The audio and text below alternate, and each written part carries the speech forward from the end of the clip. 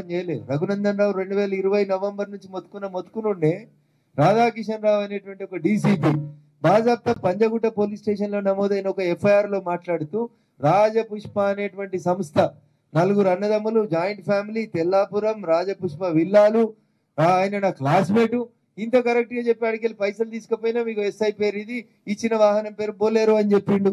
నిజంగా రేవంత్ రెడ్డి గారికి కేసీఆర్ కుటుంబాన్ని అవినీతి చేసిన వాళ్ళని జైలు వేయాలనే కోరికుంటే ఎందుకు వెంకట్రామరెడ్డి గారిని అరెస్ట్ చేస్తలేరు?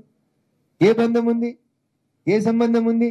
ఇందాక అడిగింది కదా, ఏ బంధంతో ముందుకు పోతా ఉన్నారు వాళ్ళు? వెంకట్రామరెడ్డిని యాక్చువల్గా ముద్దాయిం చేసి లోపలేయాలి కదా. మీకు ఇంకో మాట చెప్తా. శరత్ చంద్రారెడ్డి అనేటువంటి ఒక వ్యక్తి ఎవరైతే మొన్నటిదాకా ఈడీ కేసులో అప్రూవర్, నిన్న సిబిఐ కేసులో అప్రూవర్గా మారిండో, ఆ శరత్ చంద్రారెడ్డి క్రిస్టల్ క్లియర్గా చెప్పిండు, నువ్వు తెలంగాణలో వ్యాపారం చేసుకోవాలంటే నాకు ఇన్ని పైసలు ఇవ్వమని చెప్పి చెల్లె తిహార్ జైల్లో ఉన్న చెల్లె అడిగి తీసుకుపోయింది అని చెప్పిండు. It is a cognizable offence. Revanth Reddy గారిని అడుగుతున్నా నేను, నీకు బీఆర్ఎస్ పార్టీతో సత్సంబంధాలు లేకపోతే, కాంగ్రెస్ బీఆర్ఎస్ ఒక నాణానికి రెండు బొమ్మ బొరుసు కాకపోతే ఎందుకు వెంకట్రామరెడ్డి మీద ఎందుకు కేసు అయితలేదు? వెంకట్రామరెడ్డి ఎందుకు అరెస్ట్ అయితలేడు చెప్పాలి. కవిత నన్ను బెదిరించి ఎక్స్టార్షన్ చేసి ఇన్ని కోట్లు తీసుకున్నదని బయట చెప్పలే శరత్ చంద్రారెడ్డి. మా కోర్టు భాషలో చెప్పాలంటే 164 సిఆర్పిసి స్టేట్మెంట్ జడ్జి ముందు వచ్చి శరత్ చంద్రారెడ్డి చెప్పి ఇన్ని కోట్లు నీ వ్యాపారం నడవది, ఫార్మా ఇండస్ట్రీ నడవదని బెదిరించి కవిత ఎక్స్టార్షన్ చేసింది అంటాం. 384 సెక్షన్ వస్తుంది. రేవంత్ రెడ్డి గారు మీ అమిన్ సాబులు మర్చిపోతే యాద్ చేయండి. ఎక్స్టార్షన్ 384 కింద బలవంతంగా పెట్టి కంపెనీ నడపలేవని చెప్పి డబ్బులు ఎత్తుకపోయింది కదా. ఎందుకు కవిత మీద ఎఫ్ఐఆర్ చేస్తలేవు? ఏ బంధం కాపాడుతుంది? శరత్ చంద్రారెడ్డిని పిలిచి సుమోటో కింద కంప్లైంట్ తీసుకోవచ్చు కదా. పోనీ శరత్ చంద్రారెడ్డి వస్తలేడు, మీ డీసీపీని చెప్పిండ్రు, ఆయన పోయి జడ్జి ముంగట చెప్పిండు, సర్టిఫైడ్ కాపీ తెచ్చి కవిత మీద ఎఫ్ఐఆర్ చేయాలి కదా. ఇగో ఇది 2015లో ఓటుకు నోటు కేసు అయితే 2024 దాకా కేసు ట్రయల్ ఉండదు, శిక్ష ఉండదు. అవర్ పీపుల్ బ్రీఫ్డ్ మీ అన్న తర్వాత దాన్ని చండీగఢ్ పంపించిన రిపోర్ట్ వచ్చింది, నేను దేవుడు కూడా కాపాడలేదన్న చంద్రశేఖరరావు గారు. మరి రేవంత్ రెడ్డి గారిని 2015లో కేసు రిజిస్టర్ అయితే 2024 దాకా ఎవరికైనా కాపాడుతున్నారు? ఇది బీఆర్ఎస్ కాంగ్రెస్ మధ్యలో సంబంధం కాదా? కవితను పిలిచి 2 సార్లు ఇన్వెస్టిగేషన్ చేసి అరెస్ట్ చేయకపోతేనేమో బీజేపీకి బీఆర్ఎస్కి బంధం ఉంటుంది. కానీ 2015లో ఓటుకు నోట్లో దొరికి అందరు తిట్టిరు, నేను తిట్టలే. పట్టపగలు దొరికిన దొంగ అన్నారు రేవంత్ రెడ్డిని పట్టుకొని. మరి ఆ దొంగకు శిక్ష ఎందుకు ఎత్తలేరు? ఎందుకు ఏపిస్తలేరు?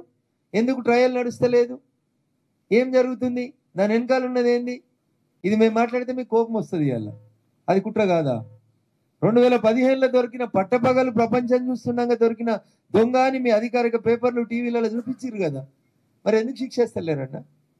ఇవాళ ఎందుకు మాట్లాడుతూ ఉన్నారు? So this is the relationship between the Revanth Reddy family and KCR family. ఆ రెండు కుటుంబాల మధ్యలో సత్సంబంధాలు ఉన్నాయి కాబట్టి, వెంకట్రామరెడ్డి గారికి పొంగులేటి శ్రీనివాసరెడ్డి గారికి సత్సంబంధాలు ఉన్నాయి కాబట్టి బ్లేటెంట్ గా బ్లాక్ అండ్ వైట్ పేపర్లు జడ్జిల ముందు ఉంటే కూడా కేసులు నమోదు చేస్తలేరు. ఏం చేసిండు వెంకట్రామరెడ్డి? వెంకట్రామరెడ్డికి మెదక్కి ఏం సంబంధం? 30 మంది కలెక్టర్లు పనిచేసిరన్న స్వతంత్రం వచ్చినాక మెదక్కి. ఆ 30లో వెంకట్రామరెడ్డి ఒకడు. శతకోటి బోడి లింగాలలో ఆయన లింగం. 30 మంది కలెక్టర్లు పోటీ చేయలేదు. వెంకట్రామరెడ్డికి ఎందుకు? In what way is connected with Medak district? ఎందుకు? మా భూములు గుంజుకున్నందుక? మా రైతుల్ని రాత్రిపూట పోలీసు వాళ్ళని పెట్టి కొట్టి తన్నించినందుక? తన ఇంటి దూలాలనే తన చితిగా మార్చుకున్న మల్లారెడ్డి శవం సాక్షిగా నీకు ఓటేయమని అడుగుతావా? రా, పోలీసులు లేకుండా ఒకసారి పోదాం మల్లన్న సాగర్ ఏరియాకి. ఎందుకేయాలి వెంకట్రామరెడ్డికి? ఏం సంబంధం ఉంది వెంకట్రామరెడ్డికి మెదక్ జిల్లాకి? ఏం చేసినావు కలెక్టర్గా నువ్వు మెదక్ జిల్లాకి? ఎన్నడన్నా సోమవారం ప్రజావాణి వస్తే, ఎవరన్నా చెప్పులు లేకుండా రాయితీలు ఎవరన్నా వస్తే ఒక్క ప్రజావాణి దరఖాస్తు చేసినావా చెప్పు? నువ్వు కలెక్టర్గా 7 ఏళ్ళు చేసినా అని చెప్తావు కదా. ప్రతి సోమవారం వచ్చిన దరఖాస్తులన్నీ అలా నువ్వు పరిష్కారం చూపించిన దరఖాస్తులన్నీ చేతనైతే ఒక వైట్ పేపర్ ఎల్లుండి నీ నామినేషన్ సందర్భంగా నేను మాట్లాడతాను నీ దగ్గర పెండింగ్ ఉన్న దరఖాస్తులు. ఇది వెంకట్రామరెడ్డి చరిత్ర.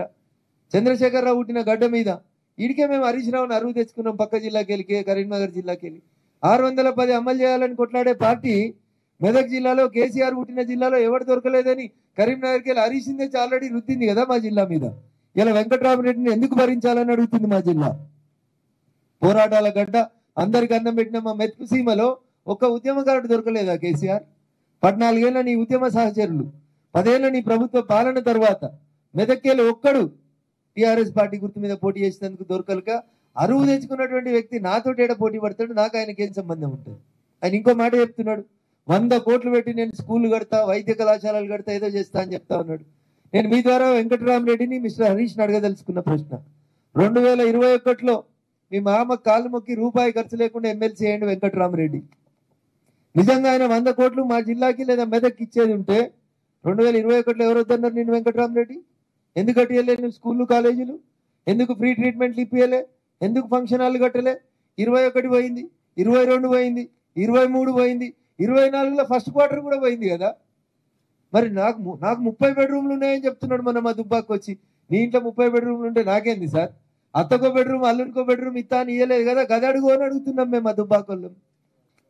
ఈయన వచ్చి మా దగ్గర పోటీ చేసేదా ముచ్చటి చెప్తా అంటే 21లో ఎమ్మెల్సీ రూపాయి ఇయ్యలే, ఒకరిని పరామర్శించలే, ఒకరిని దవాఖాన ఉంటే పోయి పరామర్శించలే.